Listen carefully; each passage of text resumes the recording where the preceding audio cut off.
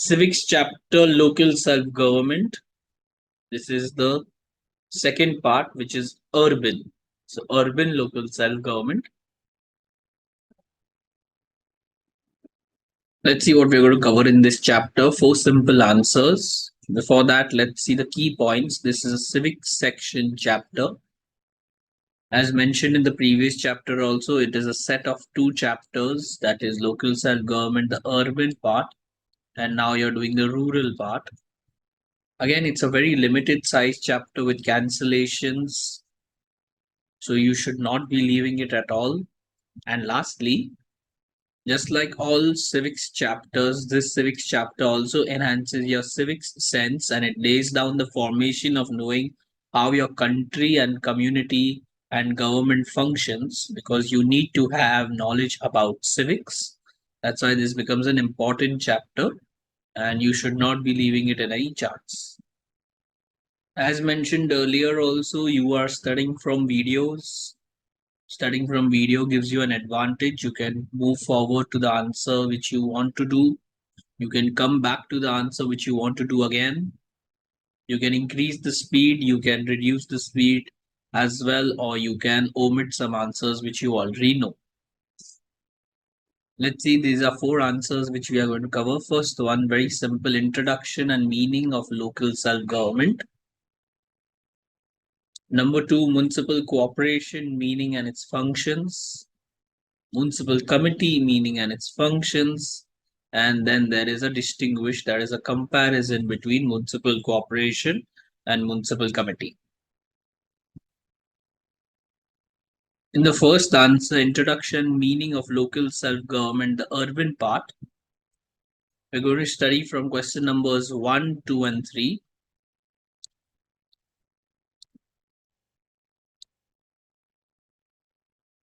Let's see the first three questions on this page.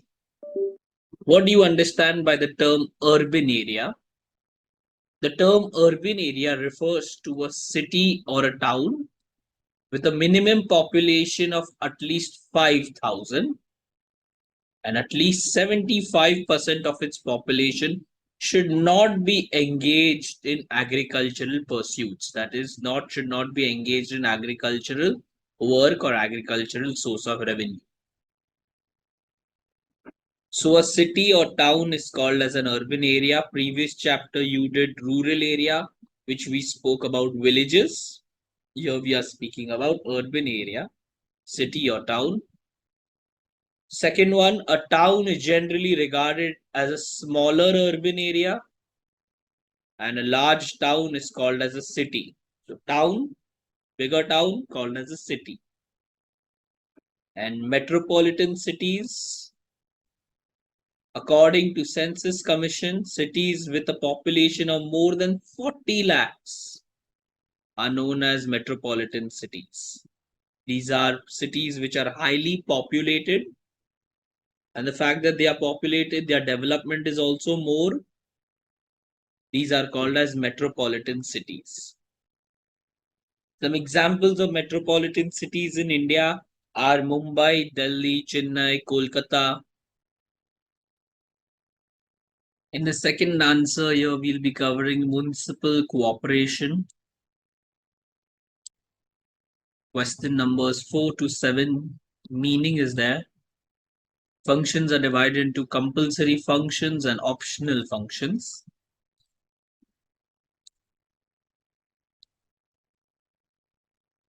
Let's see what is known as municipal cooperation. So as we spoke earlier, municipal cooperation is the apex, it is the top of the pyramid. Organized divisions or departments, municipal cooperation is a local self-government. That's what is the name of the chapter also, local self-government unit in big cities. So big cities ka local self-government is called as municipal cooperation. Big cities ka local self-government is called as municipal cooperation. It carries out its functions through well-organized divisions or departments. So it is divided into divisions or departments. Each of these departments are looked after by experienced and qualified persons. Example of these divisions or departments are the water supply and sewage disposal undertaking, housing board, your education board, and electricity department. So if I compare it just to the previous chapter, you did local self-government in rural area. There you did gram panchayats. Gram panchayats were taking care of the villages. Your big cities ka local self-government is called as municipal cooperation. It is the apex, as we mentioned. Moving to functions of the municipal cooperation. Question 5.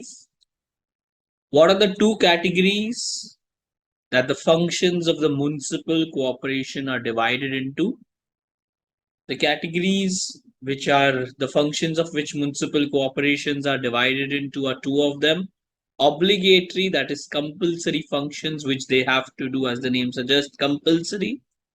And discretionary, which means optional.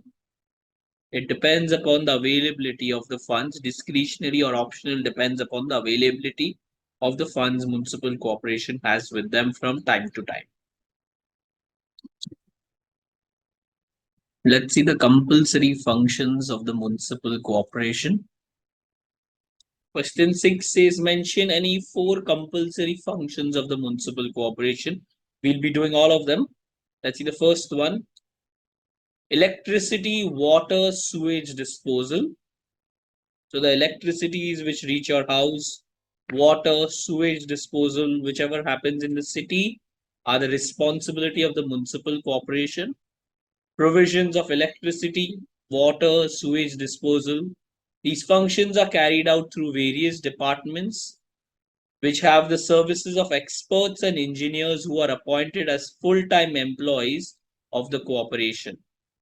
So there are experts and engineers working in these various departments who are full-time employees of the corporation, and they make sure that electricity is going to different parts of the city, water is reaching to different parts of the city, sewage disposal is working and functioning adequately and efficiently, and so on and so forth. The first one was electricity, water, and sewage disposal. Second one is public health services. Municipal cooperation provides for public health service provisions like hospitals, dispensaries, family welfare centers. It has to organize and carry on special public health measures to prevent any spread of communicable diseases, any disease which is spreading through the city, maybe a basic one, maybe through malaria, maybe through flu, cold, cough. These are all things which should be prevented, and steps are taken by the municipal corporation to prevent such spread of communicable diseases. COVID was one of the examples where municipal corporation took a lot of steps to prevent the spread of COVID. Third one, garbage disposal. Removal and disposal of garbage. Dealing with other city waste, and priority functions. The corporation appoints its own staff to carry on these functions. So disposal of garbage is a very important factor. It should be disposed with the right method, and it should be segregated. This all you'll be studying in the coming years in geography and other subjects. It's important for garbage to be taken care of in the city. Fourth one, provision of public conveniences. Provision of public conveniences and utilities like roads, buildings, bus shelters, demolition of dangerous structures, plantation of trees, provision of public urinals and toilets. These are all utilities, public conveniences, or amenities which the citizens of the city should have in order for their better living conditions. Provision of educational institutions like primary, and secondary schools, including organization of adult literacy classes, organizing and undertaking promotion of sports and games, and provision of necessary facilities. So from secondary to primary to secondary, all these school institutions should be there. Organizing and promoting sports or any kind of cultural activity should be done by the municipal corporation for its people, or for the city of the for the people of the city. Records of births and deaths, this is a repeated point. It was there in the previous chapter also. Even the rural government did it. The urban local self government also does the same. Maintenance of records and deaths, and maintenance and upkeep of cremation grounds and burial grounds. Public safety, public safety and security, the sixth one, like maintenance of fire departments together with fire engines. They should be ready for any kind of emergency situations. Same way, disasters like flood and earthquake management groups. Seventh one, issuing annual reports, preparation, publishing, and issuing of annual reports of the corporation stating its various activities which it has done for the city, or which it has done in a specific time period, projects and programs which it has done or which it is going to complete in the coming years, basically giving an update to the citizens of the city that the municipal cooperation is working towards these projects, or these projects have been completed, and so on. These were the 7 compulsory functions which every municipal cooperation should do. Let's see optional functions of the municipal corporation. Discretionary or optional. The word discretionary means depending upon their option or choice. And this is happen this these usually these functions happen based on the availability of something which we call as funds, if there is money available. 5 of them are there, very simple. Number 1, public housing through public boards. Public houses should be available for people who migrate to into the city. So if they need places to stay, public housing should be available for them, guest house or any kind of public housing. Second one, public parks, libraries, museums, theaters, construction and maintenance of all these, picnic resorts, akhadas. Third one, children's home, orphanages, old age homes. These should be established and maintained. Night shelters and rest houses also. Fourth one, undertaking public welfare schemes, organizing fairs, functions, melas. And finally, lastly, beautification of the city in any way, whichever is possible. Again, these are discretionary or optional functions of the municipal corporation. They are done depending upon the availability of the funds with the municipal corporation. Before we go ahead, just an interesting fact. You don't need to learn this, but you surely can know this. Unusual international borders. This is a border between the Netherlands and the Belgium. See, the Netherlands and the Belgium. Barley-Nassau, a Dutch town that shares the borders between Netherlands and Belgium with its sister city Barley-Hertog on the Belgium side. So Barley-Hertog is on the Belgium side, Barley-Nassau, the town is on the Netherlands side. And to keep things orderly, the two countries agreed to define their borders by installing white crosses into the pavement around the city. These are the white crosses. This is how they look. They go across the city. And this marking is so precise that it runs through shops, lawns, it runs through even cafes. And customers sitting in one country can order food and drinks from the other country. However, this has a downside. Elections are very difficult to be held in these towns, and houses are split by the border too. The towns determine who live in which country by the location of their front door. Moving to the third answer, municipal committee. This is from question number 8 to 11. You'll be doing meaning and 7 functions of municipal committee.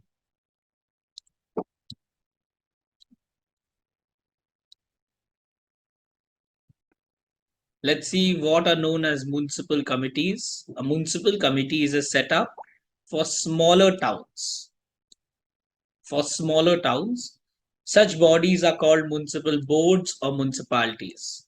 So for a bigger city, it was municipal cooperation. For a smaller town, it is municipal city. Point number 2, their organization is more or less similar to municipal cooperation. Due to their small size or smaller size, they have only generally 3 wings. So municipal cooperation, bigger cities, municipal committee, smaller towns. And because they are smaller in size, they only have 3 wings. Municipal committee has only 3 wings. Which are they? General body, chairman or president, chief executive officer or secretary. These are the 3 wings. Question 9, who is the head of the municipal committee? The chairman or president is the head of the municipal committee. Question 10, who is the chief executive officer of a municipal committee? Who is the chief executive officer of a municipal committee? The chief executive officer of a municipal committee is an appointee of the state government. So the state government sends him, appointee of the state government, who looks after the administrative wing of the municipal committee. He usually belongs to the state civil services. Functions of the municipal committee. Mention any 4 functions of the municipal committee. Or what is the role of the deputy commissioner at the district level? In both these questions, the answer remains the same. Answer: 4 functions of the municipal committee are, or the deputy commissioner is the chief executive officer of the district. As such, he performs almost every function of the local self-government in the district, which include principal words, functions of municipal committee, and the role of deputy commissioner at the district level. The answer remains the same as per your syllabus. Let's have a look at the answers, the functions. Very simple, 7 of them. Collection of revenue, maintenance and upgrading of land records, law and order,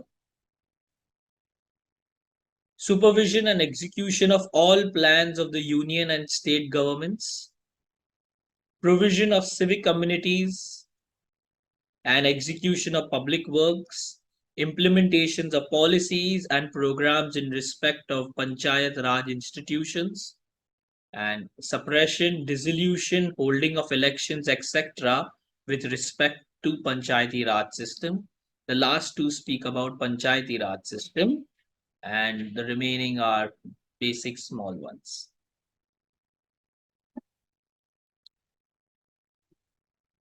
And moving to the last answer, distinguish between municipal cooperation and municipal committee. This is question number 12. The distinguish is very important because it recaps the chapter as well as compares the two local self-governments.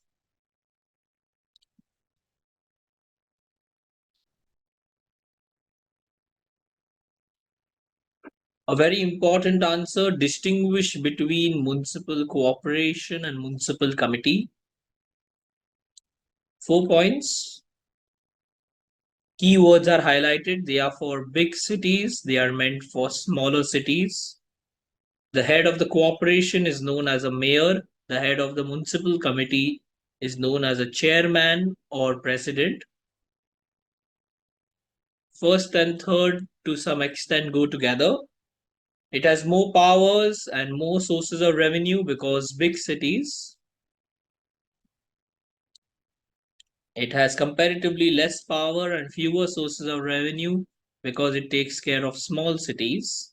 And finally, it deals with state government directly. It deals with state government through district administration.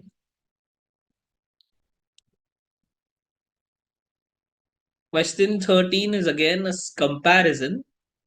Give three examples and state how compulsory functions are distinguished from optional functions of a municipal cooperation. So you're going back to municipal cooperation.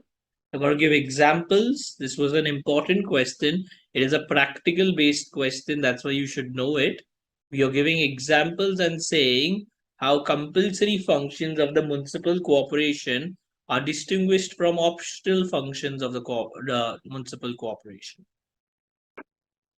Let's see the first one. Provision of public conveniences and utilities like roads, buildings, bus shelters. These were all there before also. Plantation of trees, provision of public urinals and toilets. These are the public conveniences and utilities come under compulsory. This the government, that is this the municipal corporation has to do. This the local self government body, municipal corporation has to do compulsory. Whereas optional sections in buildings like construction and maintenance of public parks, libraries, museums, theaters, akhadas, picnic spots is an optional, and I told you optional functions are done based on availability of funds. Second one, providing basic amenities like electricity, water, sewage disposal is compulsory. Public housing may be possible, may not be possible depending upon the funds. And finally, public safety and security compulsory, like fire department, disaster like floods and earthquake management groups, etc. Here, welfare schemes organizing fairs, functions, and melas optional. If you have funds, you can do it. This brings us to the end of the local self government urban part of the chapter.